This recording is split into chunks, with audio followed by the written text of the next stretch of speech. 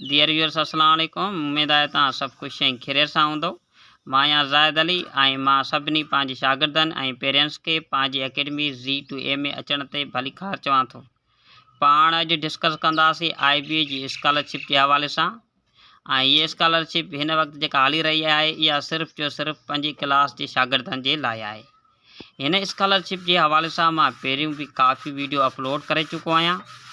अगर जेकॾहिं उहे वीडियो तव्हां वटि न पहुची सघिया आहिनि त हिन वीडियो जे डिस्क्रिप्शन में मां लिंक मोकिलियां थो, पोइ उतां तव्हां लिंक खे क्लिक करे ॾिसी सघो था। हाणे हिन स्कॉलरशिप जे हवाले सां असीं ऑनलाइन क्लास हलाए रहिया आहियूं, पर अॼु कुझु मां तव्हांखे यूज़ेज बि सेखारींदुमि त मां सोचियो त कुझु यूट्यूब ते बि नॉलेज ॾियूं।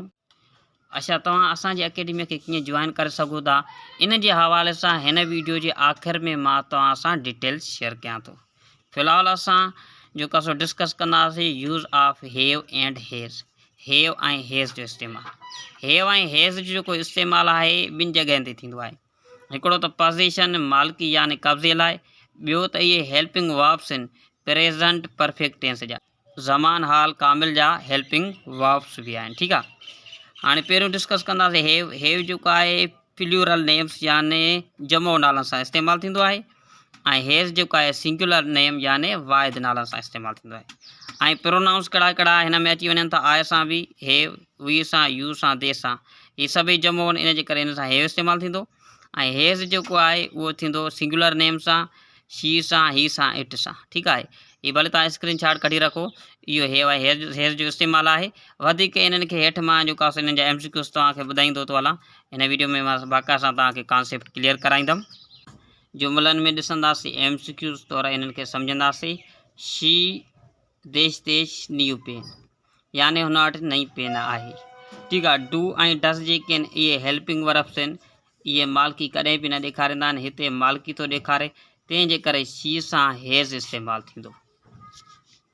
नेक्स्ट क्वेश्चन ॾिसंदासीं। अली एंड ज़ाहिद देश देश ओवन शॉप माना पंहिंजो दुकानु। ज़ाहिद ऐं अली खे पंहिंजो दुकानु आहे। हिक खां वधीक नाउन्स इस्तेमालु थिया आहिनि, यानी हिते जेको जुमिलो आहे इहो प्लूरल नाउन्स खे छो थो करे, मां तव्हांखे ॿुधाए चुको आहियां त जॾहिं हिक खां वधीक नाउन्स ईंदा आहिनि असीं उन्हनि सां हैव इस्तेमालु कंदा आहियूं। ठीकु आहे, नेक्स्ट सेंटेंस जे तरफ़ वधंदासीं। वी देश देश फिनिश्ड अवर वर्क नाउ यानी असीं पंहिंजो कमु हाणे जो हाणे पूरो करे छॾियो आहे या चुका आहियूं। ॾिसो, हीउ जेको जुमिलो आहे इहो रिलेटेड आहे प्रेज़ेंट परफेक्ट टेंस सां।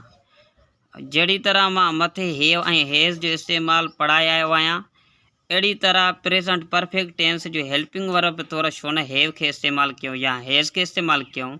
सागन प्रोनाउन सां असीं हैव ऐं हेज़ इस्तेमालु कंदासीं। हाणे उहो आहे, ज़ाहिर सी ॻाल्हि आहे त उहो जमो आहे, इन जे करे असीं हिन सां हैव इस्तेमालु कंदा आहियूं। We have finished our work now.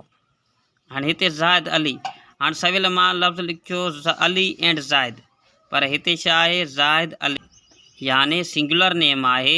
Zahid Ali हिकिड़ो ई नालो आहे। जॾहिं बि हिकिड़ो नालो यानी सिंगुलर नाउन इस्तेमालु थींदो आहे उते असीं हेज़ इस्तेमालु कंदा आहियूं। हीअ बि प्रेज़ेंट परफेक्ट टेंस जो जुमिलो आहे। ज़ाहिद हेज़ वर्किड ऑन लफ़्ज़ इस्तेमालु थींदो, वर्किड ऑन मैनी स्कॉलरशिप। चवण जो मक़सदु इहो त ज़ाहिद केतिरी स्कॉलरशिप ते कमु करे चुको आहे। ऐं हिन वीडियो जे आख़िर में तव्हांखे थोरो मां डिटेल शेयर कंदुमि, उन जे हिसाब सां तव्हांखे थोरो असांजी वीडियो सां कनेक्ट रहणो आहे। अच्छा, आख़िर में मां तव्हांखे इहो ॿुधाईंदो हलां त असांजी अकेडमी जेका आहे हिन वक़्तु 2 कोर्सनि ते कमु करे रही आहे। हिकिड़ो यूज़फुल कोर्स आहे, हिन में मैथ ऐं इंग्लिश कवर कराईंदासीं, प्लस में IBA जी स्कॉलरशिप जेका 5वीं क्लास लाइ हिन वक़्तु हली रही आहे। ठीकु आहे, असांजी अकेडमीअ में तव्हां जॉइन कीअं कंदव, हीअ बि असांजो कॉन्टेक्ट नंबर अथव। हीअ बि हिन ते इज़ी पैसा जो अकाउंट आहे, हिन ते GS जो अकाउंट आहे। ठीकु आहे, ऐं हीअ वरी असांजो नेशनल बैंक जो अकाउंट आहे। कंहिं बि हिकिड़े ते तव्हां फीस जमा कराए असांखे स्क्रीन शॉट मोकिलींदव, प्लस में इहो ॿुधाईंदव त मां हिन प्रोग्राम लाइ अप्लाई करणु चाहियां थो। ॿिन्ही जी जेका फीस आहे उहा 1500 आहे। तव्हां कंहिं बि हिकिड़े ते फीस पे करे पंहिंजो नालो, क्लास ऐं एड्रेस मोकिलींदव, मां तव्हांखे ग्रुप में ऐड कंदुमि। लेक्चर्स तव्हां केॾीमहिल बि किथे बि ॿुधी सघो था व्हाट्सअप जे थ्रू। ऐं लेक्चर्स असांजा तक़रीबन राति जे टाइम में अची वेंदा आहिनि। उन में तव्हांखे ॿी शइ इहा मिलंदी त नोट्स मिलंदा, पुराणा पेपर जेके अची चुका आहिनि IBA जी स्कॉलरशिप में उहे बि मिलंदा, वर्कशीट मिलंदी। ठीकु आहे, अगरि जेके जॉइन करणु चाहियो था इनबॉक्स में अचो त वधीक तव्हांखे मां डिटेल शेयर कयां थो।